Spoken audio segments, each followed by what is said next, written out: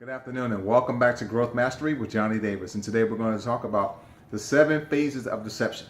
Now, the key thing that you want to know about the 7 phases of deception is these are just patterns. These are emotional, behavioral patterns that we get locked into as human beings when we experience what we call deception. Now, the one thing that you want to also know is that you are not your pattern and no one's judging you. No one's going to judge you. And I don't want you to look at this and say, oh, I am that. That's me. That's who I am. No, this is not who you are.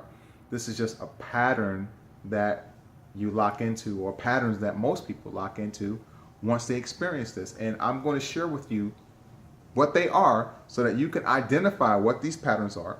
And once you know what they are, we can break these patterns and we can move forward with our lives. We can achieve the identity that we're looking to achieve. We can develop the loving relationships that we're looking to develop.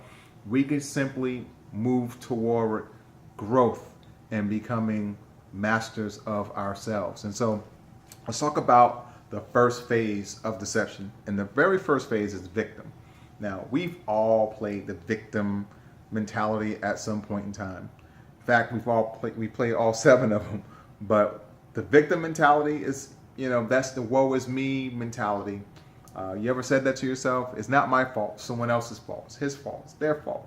It's the government's fault. It's someone else's fault. Anybody's fault but your own fault. I know for me personally, when I played this role, it definitely could not be Johnny Davis. That's for certain. No way. Could not be me. It had to be somebody else because I was too smart for that.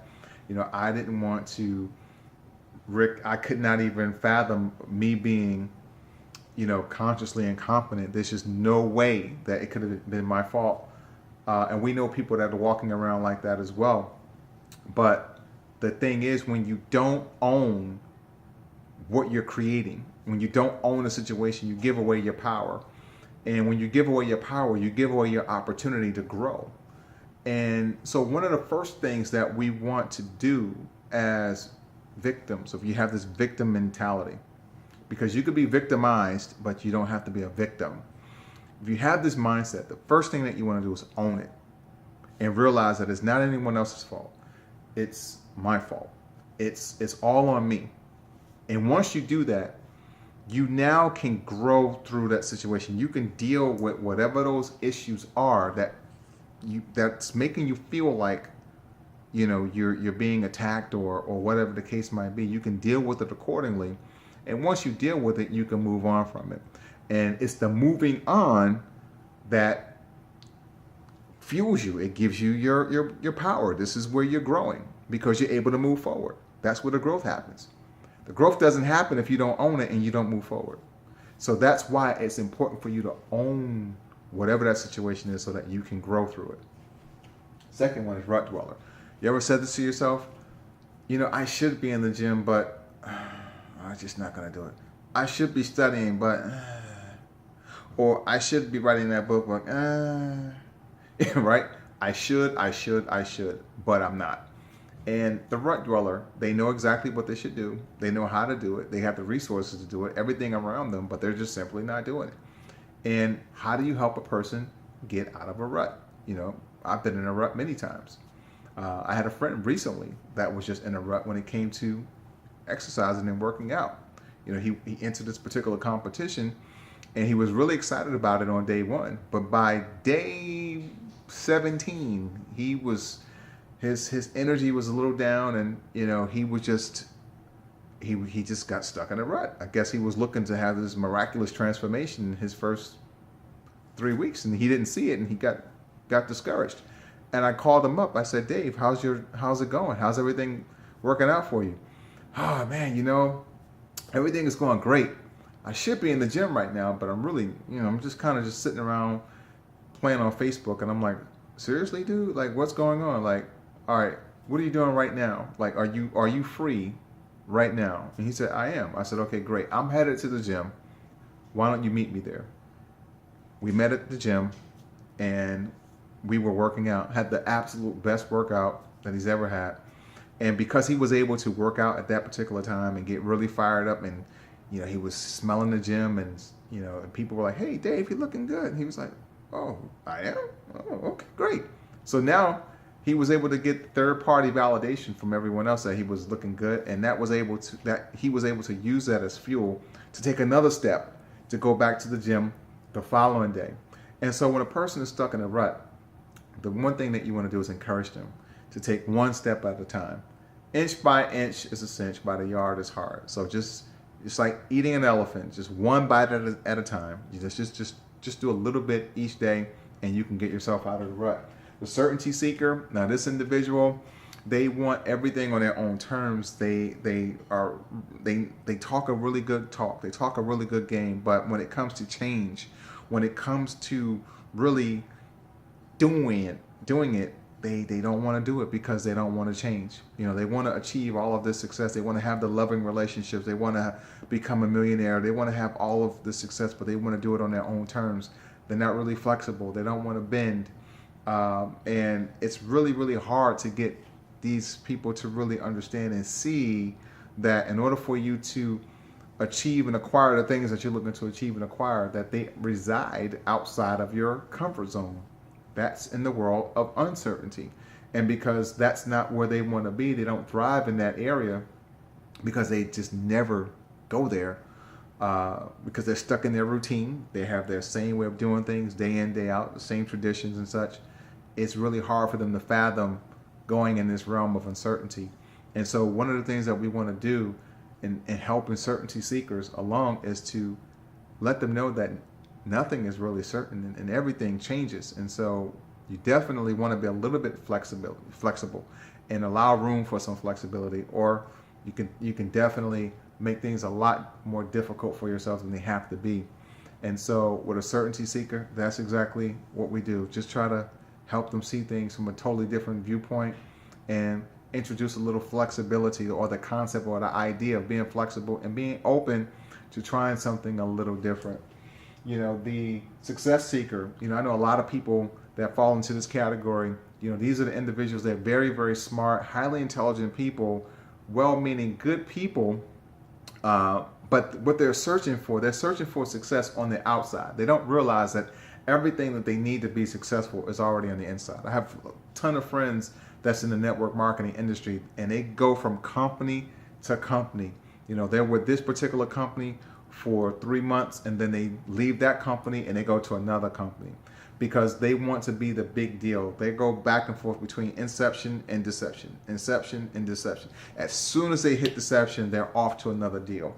Why? Because they're searching for something. They're searching to become that top dog, that top millionaire, that top earner, that top producer by being the first one there. Because as the first one there, they're very excited. Their attitude is high, the effort is high, the energy is high, their commitment, everything is high. And that feeling feels so good, and that's what they want to hold on to. When they hit that deception phase, it's like, oh, I can't take this. I don't want to feel this. I want to go somewhere else, somewhere brand new, because what I need is somewhere else. Because I have all this knowledge, I have all this experience. They have all the books. They've went out to all the seminars. They can regurgitate and quote some of the best quotes you've ever heard in your life, and they can train people. They can do it even 10 times better than you ever could. But they've never used that information to really make anything significant happen for themselves.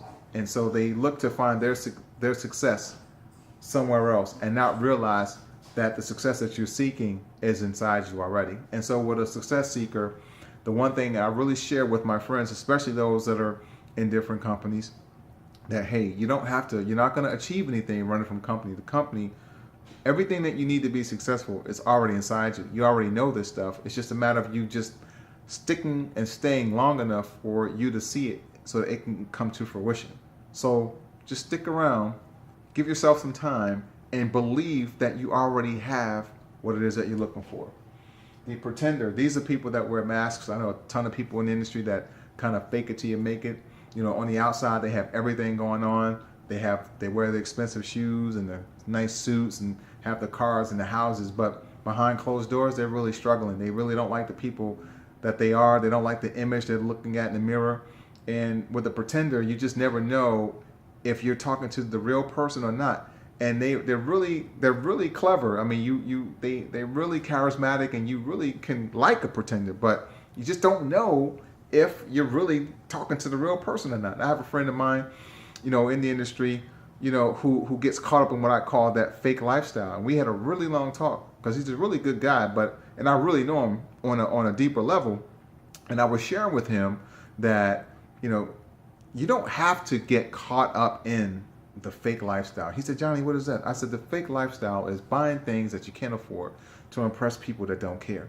Don't worry about what's happening on the outside. These people that you're looking to impress, they don't care. They don't know you. The only people that you want to be concerned about is your family. Because at the end of the day, that's all you're going to have. So don't worry about what's going on the outside. Don't worry about buying these shoes and suits and, buying all the trappings of success. Meanwhile, you're financially broke, or you're struggling to pay your mortgage, or whatever the case might be, because none of these people are going to pay your mortgage. They don't care. They don't think about you the way you think they're thinking about you. Trust me when I tell you that. And he really started to realize that, like, you know what, you're right. I can really feel what you're saying. I'm like, great, because at the end of the day, you're the one that's going to feel better when you can stop pretending and be the person who you really are. And so now, he's no longer faking it until he makes it.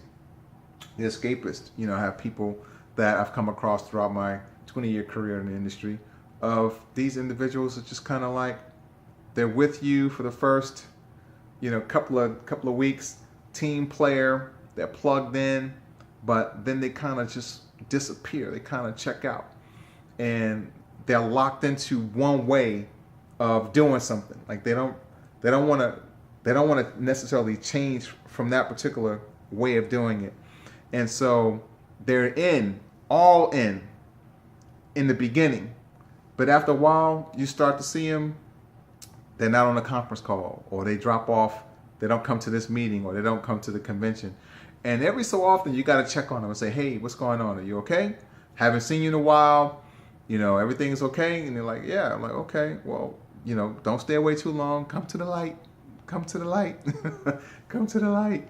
Right? And everything is okay, because in their world, they're creating this whole alternate reality. And they'll get lost in that. And sometimes we have to kind of just reel them back in. Let them know that everything is okay. Last but not least, we're talking about the stress achiever. Now, this happens to be me. I've felt like a stress achiever for so long. You work so hard, and you have so much going on, and you just feel so overwhelmed. Like there's just not enough hours in a day to do what you have to do, and you feel busy being busy, and there's a sense of accomplishment, or a sense of significance, and feeling like you're so busy, when in fact you may be busy, but you may not be busy doing the right thing. Or you're busy and you're stressed about it, like you're really stressing out about it. And I know I personally have felt that, and stress for me is definitely not good. And you're thinking about, I have to work now, and I'll take a break later. I can't have fun, I can't smile, I can't chill out, I can't do anything while I'm in work mode. Because when I'm in work mode, I gotta work. And once I get to this level, then I'll relax. Then I'll take a break. Then I'll just, go on vacation and chill out. And you can burn yourself out. And I felt myself burning myself out. And recently, my wife said, Johnny, you work so hard, and you're so busy, and you're so committed to doing this. We need to take a vacation. We need to just decompress. And we went on vacation. We took an 8-day cruise, and I decompressed, and I felt absolutely amazing. And I really got in contact with myself, my inner self. And I said, you know what? I'm going to enjoy this journey. I'm not going to work myself into the ground, literally. I'm going to have fun. I'm going to enjoy the journey. Doesn't matter how long it takes me to get to where I want to go, but I'm going to have fun doing it, because once I get there, I want to be able to look back on it and say, you know what, this was an awesome experience, as opposed to saying, you know what, I'm here now, but I hate all you guys, because my attitude was not in the right place, and I was kind of burning myself out on the way to the top. And so, it's just a matter of enjoying the journey and just understanding that you don't have to be stressed out while you're building and while you're going to the top. And so, ladies and gentlemen, those are the 7 patterns of deception. And I trust now that you're able to identify exactly what they are. And also, once you experience them for yourself, you're able to pull yourself out and say, hey, you know what? We can make this happen. I can get it going. And let's go straight to the top. It was an honor and privilege to share this information with you guys. Have a fantastic day, and we'll see you at the next video.